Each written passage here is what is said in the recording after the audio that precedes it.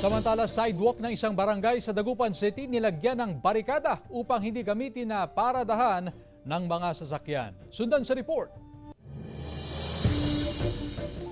Sinimulan ng lagyan ng lubid bilang harang o barikada ang sidewalk na bahagi ng Barangay Poblacion Oeste sa Dagupan City. Mahigpit na ipinagbabawal ng barangay ang pagparada ng mga sasakyan, lalo na sa right lane ng kalsada. Ipinatupad ito ng barangay upang maiwasan ng aksidente sa kalsada, lalo na sa mga itinuturing na blind spot area na dahilan ng aksidente sa lugar. Hindi na ako nagpapapark doon sa may tapat ng sementeryo, tapos sabat dito sa may yung prone area na aksidente na nagba-blind spot. Kaya yun ang pinagawa ko.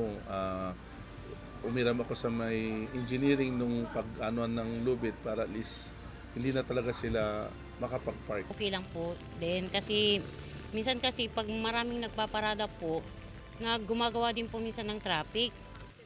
Tapos aksidente din minsan kasi minsan pag mayroong biglang tatawid, hindi makikita. Kaya yun ang nangyayari. Kaya okay lang din. Basta opo, para sa amin din po naman yan. Nakipag-ugnayan ang barangay sa City Engineering Office para sa paglalagay ng harang sa sidewalk. Maaari namang iparada ang mga sasakyan sa bahagi ng poolside area upang maiwasan ng mabigat na trapiko sa kalsada.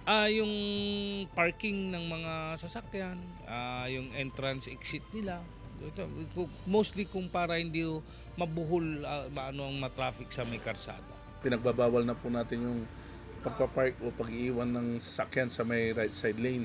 Kahit na sa left side lane, ang may pwede nating makapag-park tayo sa may sa may poolside area po. Nasa 200 hanggang 500 pesos ang penalty sa mga lalabag sa illegal na pagparada at 1,000 pesos naman sa mga unattended vehicles. Kasama si Jing Dakanay, Claire Lacanilaw Dungka, One North Central Luzon.